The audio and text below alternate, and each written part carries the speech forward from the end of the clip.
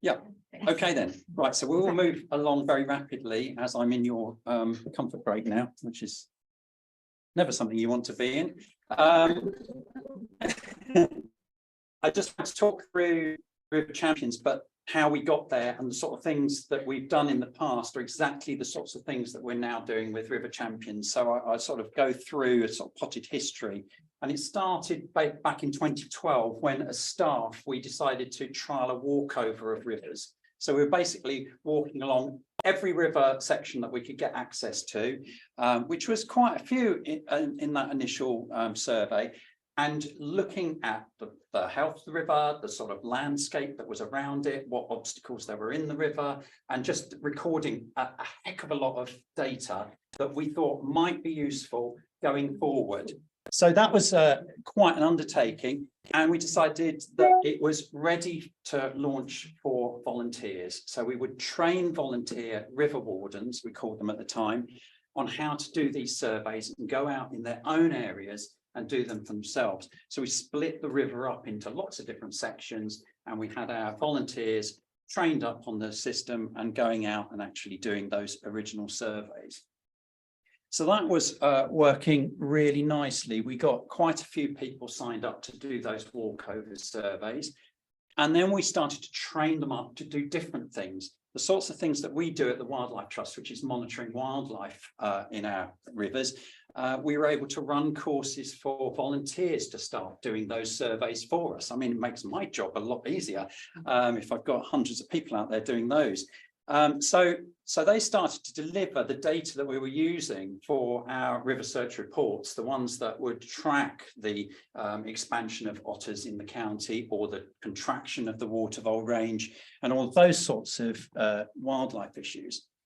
And in the process, we were able to allow those people access to the planning workshops that were going on in Essex at the time, the things that were feeding back into those strategies that we've heard about with Essex County Council, the sorts of things that actually make a difference, that you very rarely feel that you've got a chance to input to.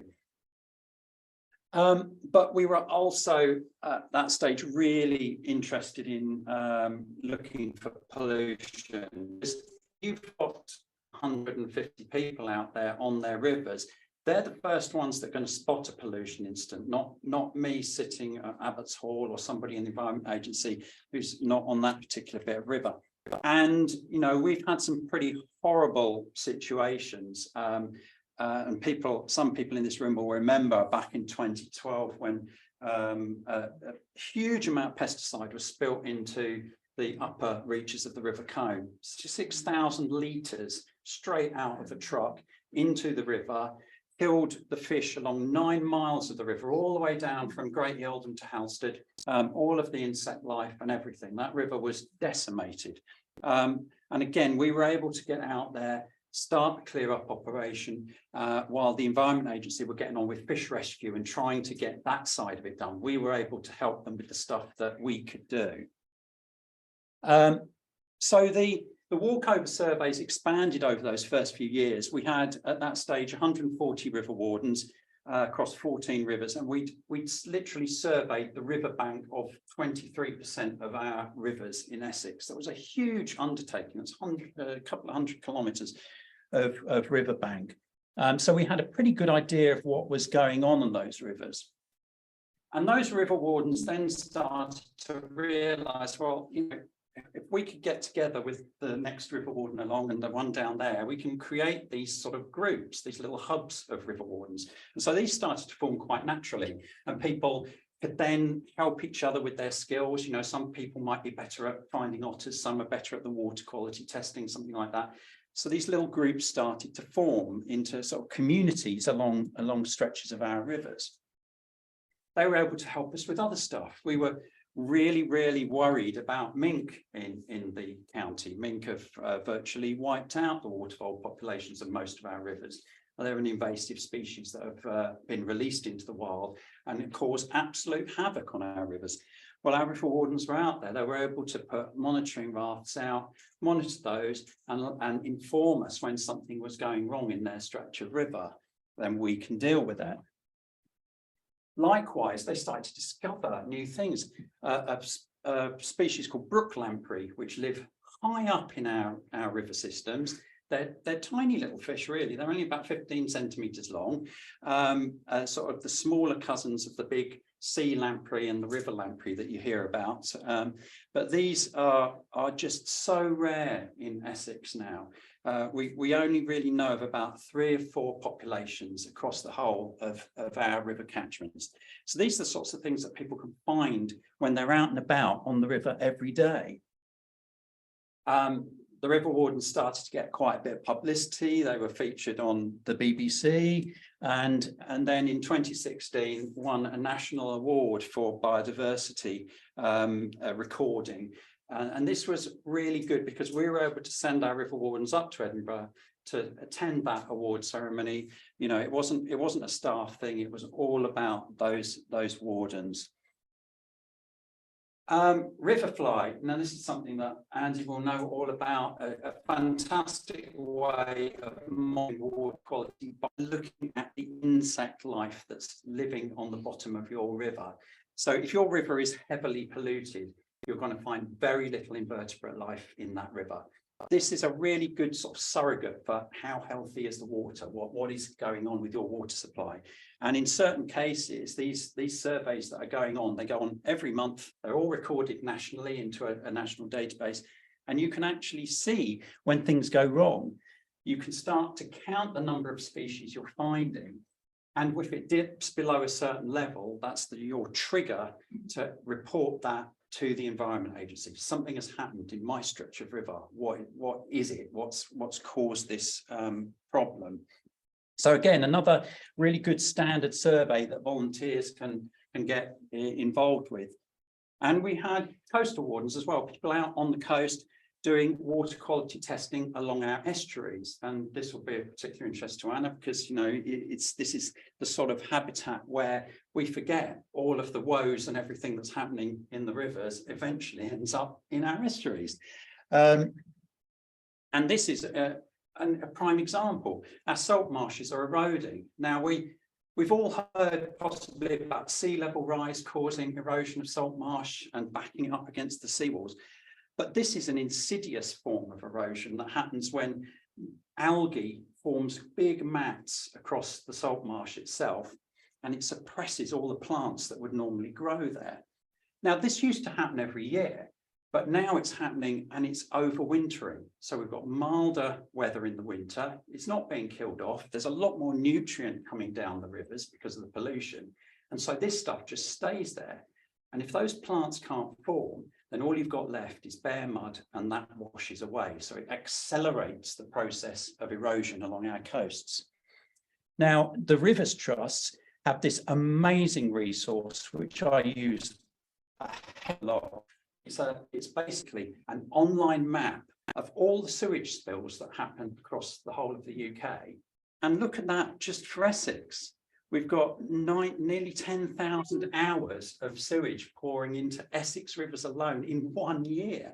And you can see it looks like measles. I mean, most of these are licensed releases. So it's not even that these are illegal or something's gone badly wrong. This is the status quo at this moment in time.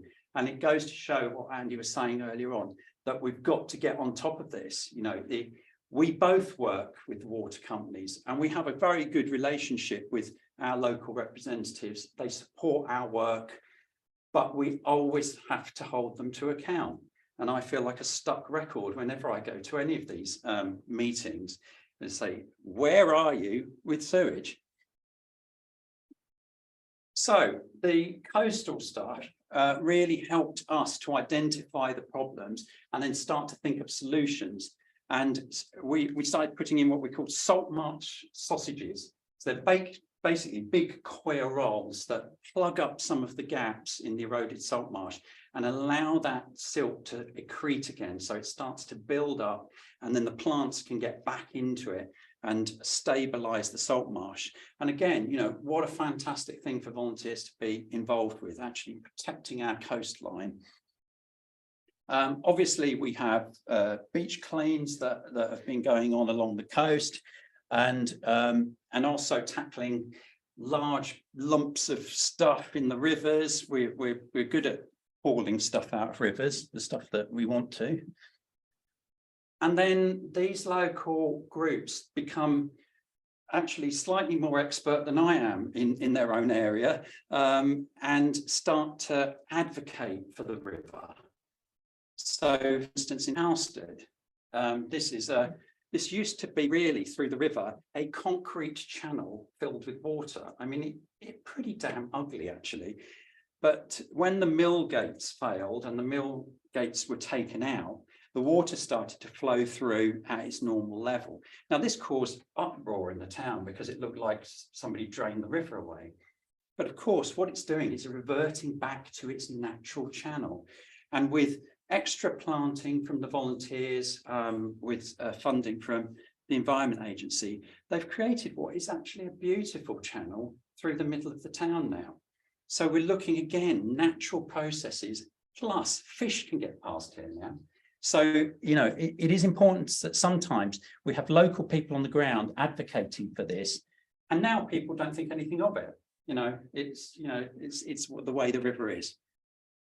So we do monitoring at a more citizen science level as well. If people are more interested in that sort of science side of things, we piloted the first eDNA projects in the UK for multi-mammal species. So this is basically environmental DNA. You take a water sample and then you process it, and it tells you all the mammals that have come into contact with that water. Believe me, you get everything from pygmy shrews to red deer to bats, the whole lot. It's absolutely fantastic sort of way of monitoring your river, and anybody can do it. A small amount of training, and then you can be a citizen scientist. So it ended up this year, 10 years of river wardens. We can, as staff, only manage about, 80 to 100 people effectively. We wanted to push it out much further than that. If we want 1 in 4 people in Essex to be connected to their rivers and volunteering, we need to be able to work with a whole lot more people than that. So we came up with the concept of river champions. I'll skip that. We're moving on because some of this we don't need to see.